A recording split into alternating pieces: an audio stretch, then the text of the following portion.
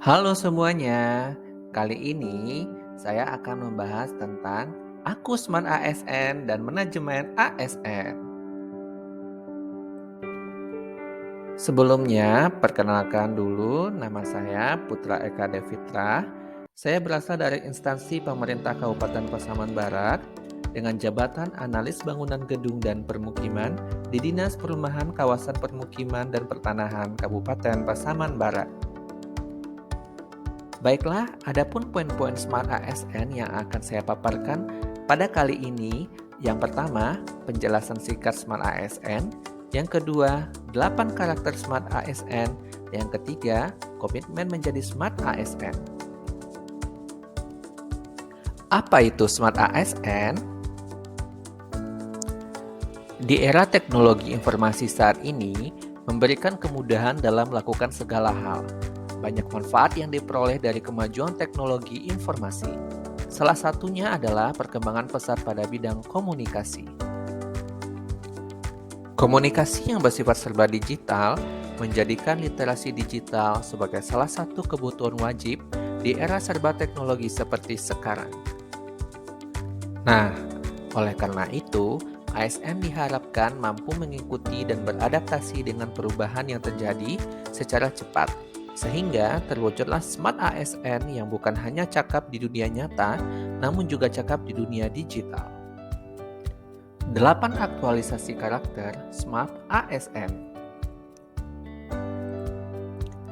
8 prinsip dan keahlian Smart ASN adalah: yang pertama, integritas; yang kedua, nasionalisme; yang ketiga, profesionalisme; yang keempat, berwawasan global; yang kelima, menguasai IT dan bahasa asing; yang keenam, hospitality; yang ketujuh, berjiwa entrepreneurship; dan yang kedelapan, networking.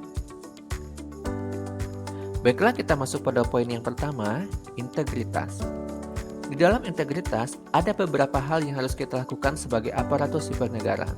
Di antaranya, setiap tindakan dan perilaku merujuk pada nilai moral dan etika, tidak melakukan penyelewengan dengan wewenang yang dimiliki, satunya kata dan perbuatan, mematuhi kode etik yang telah disepakati, tidak melanggar sumpah jabatan, dan menjadi panutan. Yang kedua, nasionalisme. Sebagai aparatur sipil negara, tentunya kita harus memperkuat rasa nasionalisme kita. Ada beberapa hal yang harus kita lakukan dan yang harus kita hindari. Yang harus kita lakukan adalah mengembangkan persamaan di antara suku-suku bangsa Bhinneka Tunggal Ika yang bermakna berbeda-beda tetapi tetap satu tujuan. Yang kedua, memiliki rasa senasib dan sepenanggungan di antara sesama bangsa Indonesia. Dan yang ketiga, mengembangkan sikap toleransi. Adapun yang harus kita hindari adalah sikap sukuisme, chauvinisme, ekstremisme, dan provisialisme. 3. Profesionalisme. Sebagai aparatur sipil negara, tentunya kita harus memiliki sikap profesional dalam melaksanakan tugas kedinasan kita. Di antaranya kita bisa mempunyai keahlian dan pengetahuan yang luas, kemudian bekerja dengan sepenuh hati, bangga melayani bangsa. Yang keempat, berwawasan global. Berwawasan global akan membawa kita untuk mengenali bahwa dunia itu tidak memiliki batasan. Kita pun akan tahu bagaimana cara menghargai perbedaan seperti perbedaan ras, warna kulit, ideologi, dan nasionalisme. Dengan demikian, pembentukan setiap orang untuk berwawasan global sangat diperlukan. Beberapa hal yang bisa kita lakukan adalah mengikuti perkembangan teknologi dan perkembangan zaman, mengembangkan kemampuan dan sikap kita untuk menangani dan berhadapan dengan situasi yang baru, kemudian mampu mengikuti dan mengendalikan perubahan yang ada agar tumbuh menjadi sesuatu yang positif dan bermanfaat. Yang kelima, menguasai IT dan bahasa asing. Menguasai IT. Menguasai IT bisa kita lakukan yaitu dengan dapat mengoperasikan dan memanfaatkan aplikasi-aplikasi produk IT serta bijak memanfaatkan internet yang digunakan untuk meningkatkan efektivitas dan efisiensi dalam bekerja. Menguasai bahasa asing. Selain menguasai bahasa Indonesia, tentunya ASN juga perlu memiliki kemampuan menguasai bahasa asing seperti bahasa Inggris, bahasa Mandarin, bahasa Arab, dan lain sebagainya. Penguasaan bahasa asing sangat menunjang kinerja ASN dalam persaingan dunia digital saat ini. Yang keenam, hospitality.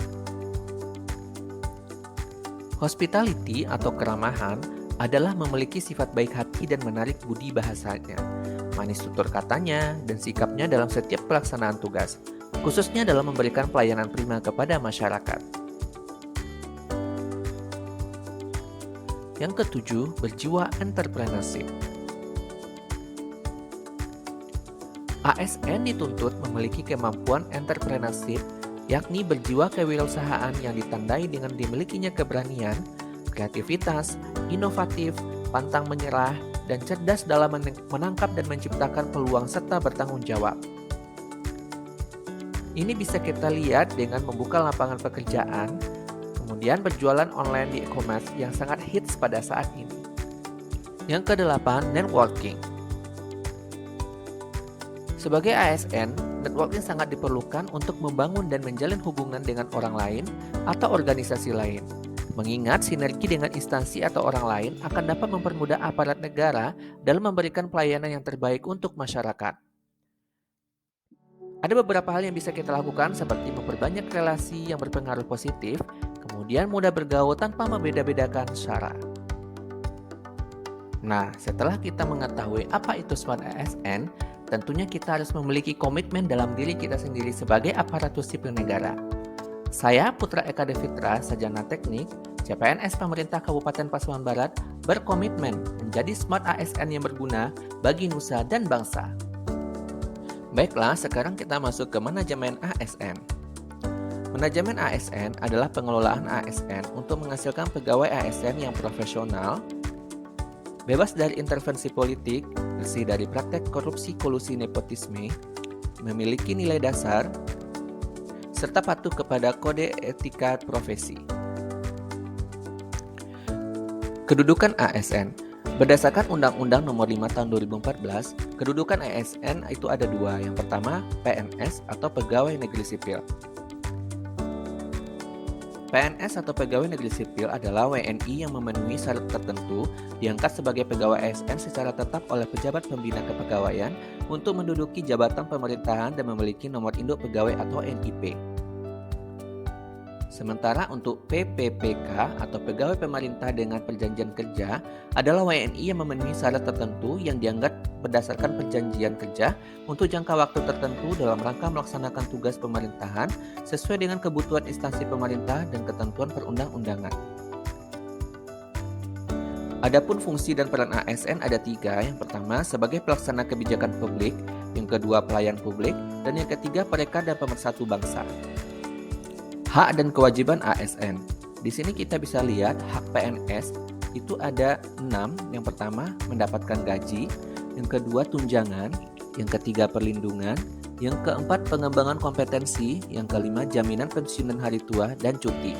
Sementara hak dari PPPK ada gaji, tunjangan, perlindungan, pengembangan kompetensi dan cuti.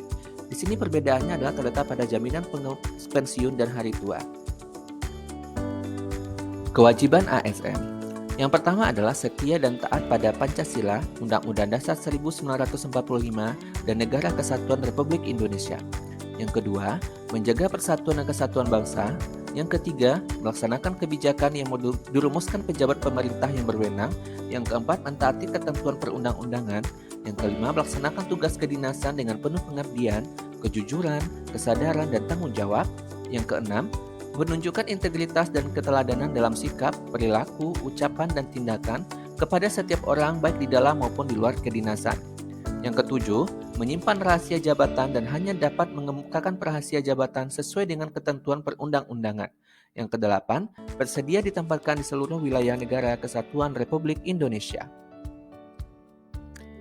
Baiklah, sekarang kita masuk kepada kode etik dan perilaku ASN. Kode etik dan perilaku ASN itu dapat kita lakukan dengan beberapa cara. Yang pertama, melaksanakan tugasnya dengan penuh jujur, tanggung jawab, dan berintegritas tinggi. Yang kedua, melaksanakan tugasnya dengan cermat dan disiplin. Yang ketiga, melayani dengan sikap hormat, sopan, dan tanpa tekanan. Yang keempat, melaksanakan tugasnya sesuai dengan perintah atasan atau sejauh tidak bertentangan dengan peraturan perundang-undangan dan etika pemerintahan. Yang keempat, tidak menyalahgunakan informasi intern negara, tugas, status, kekuasaan, dan jabatannya untuk mendapatkan atau mencari keuntungan atau manfaat bagi diri sendiri ataupun untuk orang lain. Yang kelima, memberikan informasi secara benar dan tidak menyesatkan kepada pihak lain yang memerlukan informasi terkait kepentingan kedinasan. Yang keenam, melayani dengan sikap hormat, sopan, dan tanpa tekanan. Dan yang ketujuh, menjaga agar tidak terjadi konflik kepentingan dalam melaksanakan tugasnya. Sistem merit. Sistem merit adalah kebijakan dan manajemen ASN yang berdasarkan pada kualifikasi, kompetensi, dan kinerja secara adil dan wajar dengan tanpa membedakan latar belakang warna kulit, politik, ras, agama, asal-usul, jenis kelamin, status pernikahan, umur, atau kondisi kecacatan. Adapun manfaat bagi organisasi adalah yang pertama, mendukung keberadaan penerapan prinsip akuntabilitas, dapat mengarahkan SDM untuk dapat mempertanggungjawabkan tugas dan fungsinya. Yang ketiga, instansi pemerintah mendapatkan pegawai yang tepat dan berintegritas untuk mencapai visi dan misinya. Jaminan sistem merit dalam monitoring, penilaian, dan pengembangan. Di sini ada pangkat dan jabatan, pengembangan karir, mutasi pegawai, dan penilaian kinerja. Dr. Rob Gilbert pernah mengatakan, pertama kita membentuk kebiasaan dan kebiasaan akan membentuk kita. Kalahkan kebiasaan buruk atau kebiasaan buruk yang mengalahkan kita. Kemudian, untuk memulai kita menjadi ASN yang smart dan memiliki manajemen ASN yang baik, kita harus mulai dari diri kita sendiri, mulai dari hal kecil, dan mulai dari sekarang. Baiklah teman-teman, sekianlah pemaparan materi tentang Smart ASN dan manajemen ASN. Semoga bermanfaat dan kita menjadi ASN yang berdaya guna ke depannya dan memiliki Smart ASN dan manajemen ASN yang baik. Terima kasih, sampai jumpa lagi.